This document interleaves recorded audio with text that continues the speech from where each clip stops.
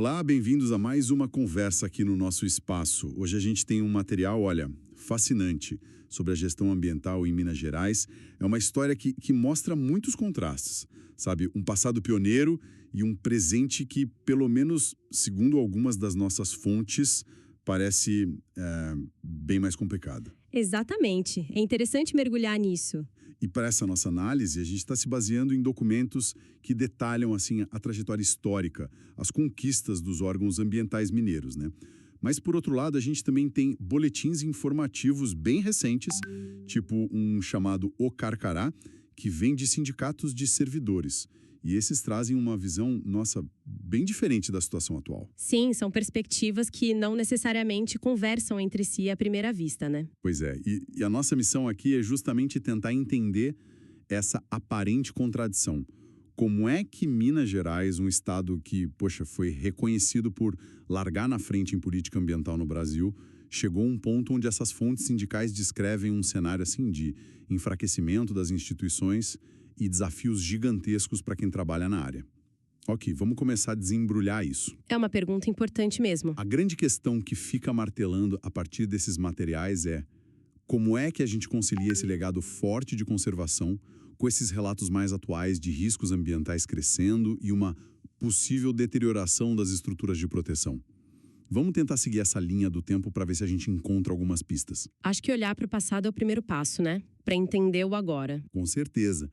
Para fazer sentido do agora, é fundamental olhar para trás. E a história ambiental de Minas Gerais é de fato bem rica, com os momentos assim de vanguarda mesmo. Sim, o Estado realmente tem um histórico de liderança nisso. Pensa só, já em 1979, bem antes dessa discussão ambiental toda ganhar a força que tem hoje, né? Lá no governo Aureliano Chaves, Minas criou sua própria política estadual de meio ambiente. E não foi algo isolado, pelo que entendi. Não, de forma alguma. Essa política mineira foi, inovadora para a época. Buscou um modelo com participação social, sabe? E acabou servindo de inspiração. Influenciou diretamente a criação da Política Nacional do Meio Ambiente, a PNMA, e também do CONAMA, o Conselho Nacional do Meio Ambiente, 2 anos depois, lá em 81. Quer dizer, Minas deu tom para muita coisa que veio depois no Brasil. E nesse contexto, tem duas instituições que são meio que os pilares dessa história, né? A primeira, mais antiga, é o Instituto Estadual de Florestas, o IEF. Exato, o IEF, esse tem uma estrada longa, viu? Foi fundado lá em 1962, 5 de janeiro. No comecinho, era ligado à Secretaria de Agricultura. E a missão dele era o quê, exatamente? Olha, era bem ampla no início. Cuidar não só das políticas florestais, mas também da pesca, dos recursos naturais renováveis de modo geral e da biodiversidade. Com o tempo, o IF foi ganhando corpo, né? Ganhando musculatura e até poder de polícia para fiscalizar as florestas. Ah, poder de polícia florestal. Isso. E uma contribuição que as fontes institucionais destacam bastante foi ter ajudado a promover uma mudança de mentalidade, sabe? Incentivando a transição daquela exploração mais extrativista das florestas nativas para um manejo mais controlado, incluindo o fomento a florestas plantadas. Entendi. E algumas décadas depois dessa criação do IEF, em 95, aí surge a Secretaria de Estado de Meio Ambiente e Desenvolvimento Sustentável, a SEMAD. Como é que fica a relação entre elas? Então, com a criação da SEMAD, o IEF passa a ser vinculado a ela. E a secretaria assume um papel mais centralizador, digamos assim. Ela se torna a principal responsável pela coordenação da fiscalização e pela formulação das políticas públicas dentro do Sistema Estadual de Meio Ambiente e Recursos Hídricos, o SISEMA, que é maior e engloba outros órgãos também. Certo. O SISEMA é o guarda-chuva maior. Exatamente.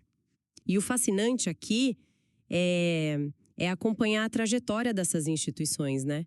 As realizações ao longo do tempo, como está descrito nesses documentos históricos. O IEF, por exemplo, mesmo depois da SEMAD, continua evoluindo. Em 2007, lançou um projeto super relevante, o Conservação do Cerrado e Recuperação da Mata Atlântica, um foco em biomas que são cruciais para o estado, né? Mata Atlântica e Cerrado vitais para Minas. E depois, em 2011, teve uma mudança estrutural importante. Aquelas atividades de licenciamento e fiscalização ambiental, que eram muito associadas ao IEF, foram transferidas para a CEMAD. Ah, então o IF mudou de foco de novo. Isso representou uma redefinição do papel dele. O IF passou a concentrar mais os esforços na conservação florestal mesmo, na pesquisa científica aplicada à área e, muito importante, na gestão das unidades de conservação estaduais. E essa mudança de foco se refletiu nas atividades. Os documentos trazem números sobre isso, mostram resultados.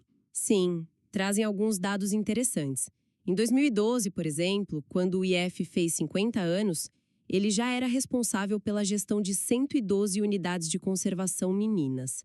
Isso cobriu uma área enorme, cerca de 3 milhões de hectares. Nossa, 3 milhões de hectares. É muita coisa. É bastante, sim. E além de gerir essas áreas públicas, o Instituto também atuava para fomentar a criação de reservas particulares do patrimônio natural, as RPPN, sabe? Em terras privadas. E apoiava iniciativas de pagamento por serviços ambientais, que é basicamente recompensar proprietários por práticas de conservação. Uma atuação bem diversificada, então. Com certeza. E essa atuação na ponta continuou segundo os registros. Dados mais recentes, citados nos documentos, mostram que entre 2019 e 2021, através do Programa de Fomento Florestal, o IF conseguiu recuperar mais de 5.700 hectares de áreas degradadas e produziu, olha só, quase 1 milhão de mudas de espécies nativas para ajudar na restauração ecológica. Um trabalho de formiguinha, mas com impacto. Exato. E o Instituto também buscou se modernizar, pelo menos na estrutura e na tecnologia, segundo consta.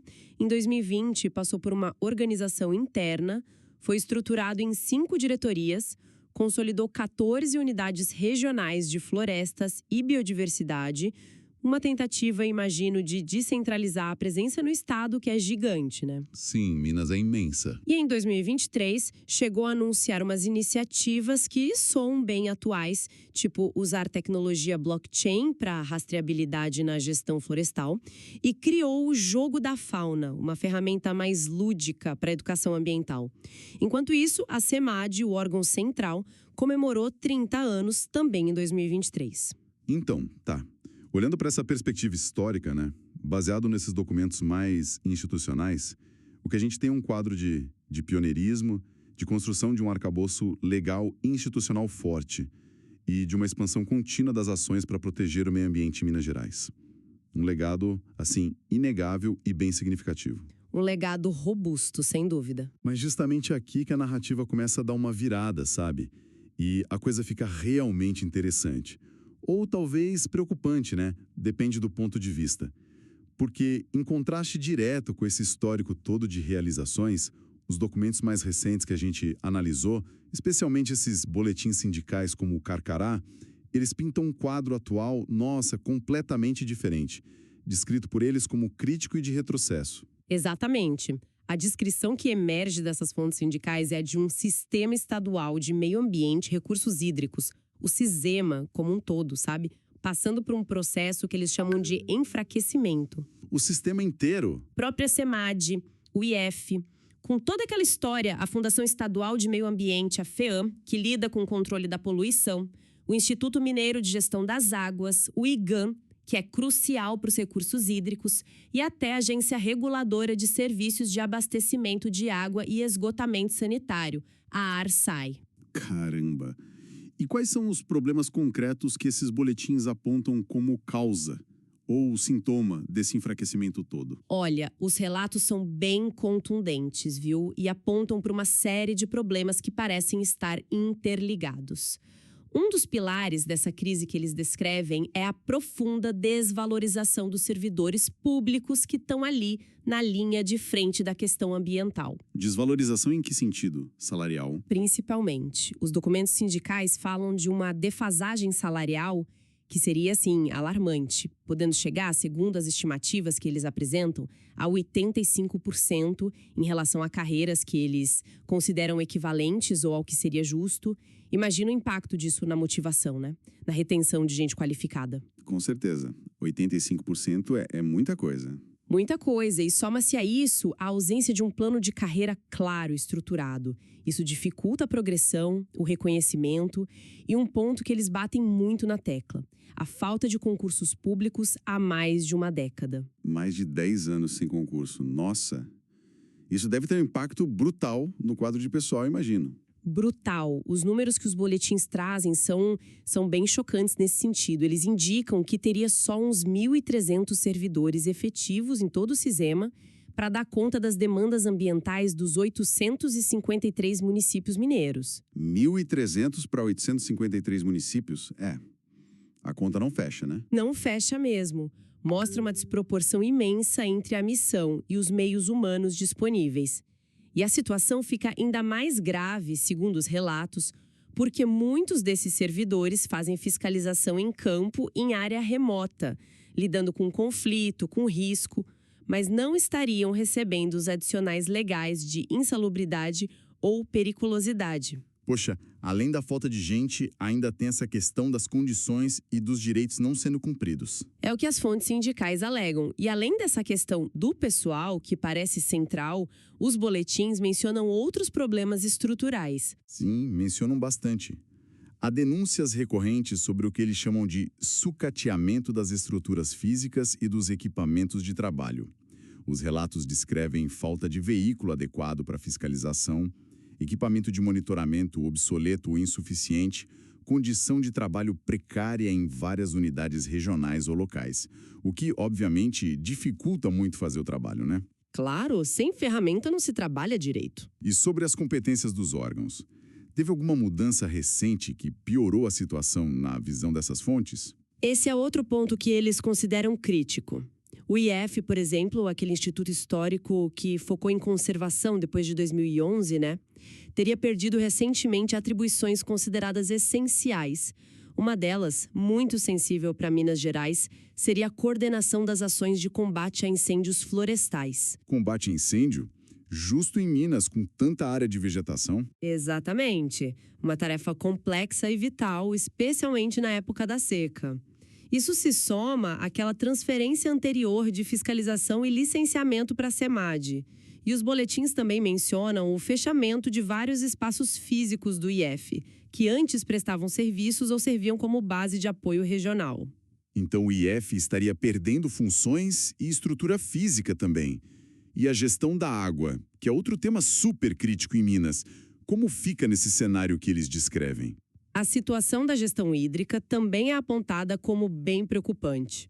O IGAM, que é o Instituto Mineiro de Gestão das Águas, segundo essas fontes sindicais, nunca teria conseguido de fato consolidar unidades regionais bem estruturadas com servidores efetivos em número suficiente. Nunca? É o que dizem, e isso comprometeria seriamente a capacidade do Estado de monitorar direito, tanto a quantidade quanto a qualidade da água nas diversas bacias hidrográficas mineiras. E a AERSAI, a agência que deveria regular a água e esgoto, também estaria subdimensionada. E segundo os relatos, os trabalhadores de lá enfrentam uma falta de reconhecimento, não sendo considerados essenciais pelo governo estadual, o que impactaria a capacidade de atuação e negociação deles. Quer dizer, é um problema que se espalha por vários órgãos-chave do sistema. Diante de tudo isso que eles relatam, salário defasado, falta de gente, sucateamento, perda de função, problema na gestão da água, qual é a postura do governo estadual na visão desses documentos sindicais? Como o governo reage a isso? Olha, a visão que esses boletins expressam é de um profundo descontentamento com a postura do governo. Os servidores, através dos sindicatos, denunciam o que eles classificam como descaso. Afirmam que o governo se recusa a negociar as pautas da categoria, que incluem, claro, reajuste salarial, reestruturação de carreira, realização de concurso. O básico, né? O básico que eles reivindicam. E mais grave ainda, os documentos alegam que estaria ocorrendo intervenção política sobre decisões científicas e técnicas dentro dos órgãos ambientais. Opa! Intervenção política sobre decisão técnica. Isso é uma alegação bem séria. As fontes detalham como isso aconteceria? Dão exemplos? Os boletins não chegam a detalhar casos específicos, mas apresentam essa alegação como um fator que agrava a desestruturação e que mina a autonomia técnica dos órgãos, sabe? A percepção que eles transmitem é que essa postura do governo, que eles veem como omissa para as necessidades dos servidores e potencialmente intervencionista nas decisões técnicas, representa um risco grave. Risco grave para quê? Eles argumentam que isso enfraquece a capacidade do Estado de atuar como um freio necessário ao que eles consideram um avanço descontrolado de atividades de alto impacto ambiental, como o agronegócio e a mineração sobre o território mineiro. Entendi. Então, se a gente conectar isso ao quadro geral, as implicações dessa situação toda descrita nos boletins sindicais são de fato muito sérias. E vão bem além das questões trabalhistas, né? Com certeza. Essa combinação que eles descrevem, falta de pessoal qualificado e em número suficiente, a desmotivação pela desvalorização salarial e falta de carreira, o sucateamento de equipamento essencial e, ainda por cima, a retirada de poder e autonomia de órgãos técnicos como o IF. Nossa, tudo isso converge para um ponto bem crítico. Exatamente. Impacta direto na capacidade do Estado de cumprir sua função mais básica na área ambiental, que é fiscalizar, monitorar, licenciar com rigor técnico e, fundamentalmente, proteger os ecossistemas, os recursos naturais. Quando a estrutura de controle enfraquece assim, bom, o risco aumenta, né? Faz todo sentido. E isso leva a gente direto para um ponto de enorme apreensão que está muito presente nesses documentos: os riscos ambientais crescentes. Há uma preocupação muito clara com o possível, ou talvez já em curso, na visão deles, afrouxamento das normas e dos procedimentos de licenciamento ambiental. Licença saindo mais fácil. A preocupação é essa: licenças que talvez sejam concedidas sem aquela análise técnica aprofundada que seria necessária, justamente pela falta de pessoal e talvez por pressão política. E esse afrouxamento, combinado com uma fiscalização que já estaria capenga pela falta de estrutura, cria um cenário bem perigoso. Exatamente, aumenta significativamente o risco de novos desastres ambientais. Os documentos sindicais são bem diretos nisso, viu? Eles mencionam os traumas recentes e profundos de Brumadinho e Mariana como exemplos trágicos do que pode acontecer de novo se as estruturas de prevenção, de monitoramento, de fiscalização forem deliberadamente enfraquecidas ou negligenciadas. Trazem à tona Mariana e Brumadinho. Sim. A percepção que eles transmitem é que essa falta de fiscalização efetiva e essa fragilidade institucional toda que eles reportam tornam o estado de Minas Gerais mais vulnerável a eventos dessa natureza. Entendi. E qual foi a resposta dos servidores a todo esse quadro que eles estão descrevendo? As fontes mencionam alguma ação concreta deles? Sim, mencionam. Como uma consequência direta desse cenário todo de impasse e precarização que eles relatam, os servidores da área ambiental iniciaram um processo de mobilização. E essa mobilização acabou culminando, segundo as informações que estão nas fontes que a gente analisou, numa greve geral que teria começado em setembro de 2025. Setembro de 2025, uma greve geral. Isso, afetando alguns dos órgãos do Cisena. E o objetivo claro dessa greve, conforme está descrito nos boletins, seria pressionar o governo a negociar e tentar reverter o que eles consideram um quadro de desmonte institucional e de retrocessos significativos nas políticas ambientais do Estado. Entendi. Então, o que tudo isso significa, né? Tentando juntar as peças aqui. O que emerge dessas diferentes fontes sobre Minas Gerais é um paradoxo realmente doloroso, complexo. De um lado, a gente tem a história, tem os documentos oficiais que mostram um Estado pioneiro, que construiu instituições, que inovou em legislação ambiental, um verdadeiro berço da gestão ambiental no Brasil. Um legado inegável. Sem dúvida. Mas, do outro lado, a gente tem esses relatos bem atuais, né? Vindos de quem está ali na linha de frente, nos sindicatos, que descrevem uma realidade de crise profunda, de desvalorização, de falta de recurso, de enfraquecimento institucional. Uma situação que, segundo eles, não ameaça só o legado histórico. Mas o presente e o futuro também. Exato.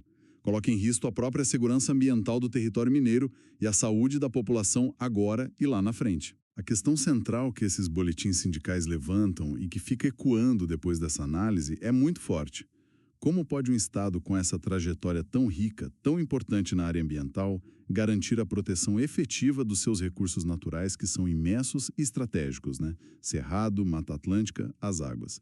e assegurar a qualidade de vida da população diante de um cenário interno descrito como de profunda desestruturação e desvalorização dos seus órgãos e servidores ambientais? É uma pergunta que fica no ar. E isso levanta uma questão importante para a nossa reflexão, que vai até além da situação específica de Minas, sabe? Se a gente considerar como verdadeiro esse enfraquecimento que é reportado das estruturas do Estado para controle e fiscalização ambiental, quais são as implicações mais amplas? O impacto não se restringe só aos ecossistemas locais, por mais importantes que eles sejam, claro. Atinge também algo que é mais intangível, mas que é fundamental: a confiança da sociedade na capacidade do próprio Estado de cumprir o seu papel. A capacidade de prevenir futuros desastres, algo que nossa história recente tornou uma preocupação constante para os mineiros, e de pavimentar um caminho para um desenvolvimento que a gente possa chamar de verdadeiramente sustentável. A confiança fica abalada, né? Fica. E aí fica a pergunta sobre quais mecanismos ainda restam ou quais podem ser fortalecidos, seja pela sociedade civil organizada, pelas comunidades locais, pela academia, pelo Ministério Público, enfim, para monitorar essa situação toda e exigir a manutenção ou talvez a reconstrução daquela capacidade de proteção ambiental que historicamente marcou Minas Gerais e que, segundo as fontes que a gente analisou hoje, parece estar sob uma ameaça bem considerável.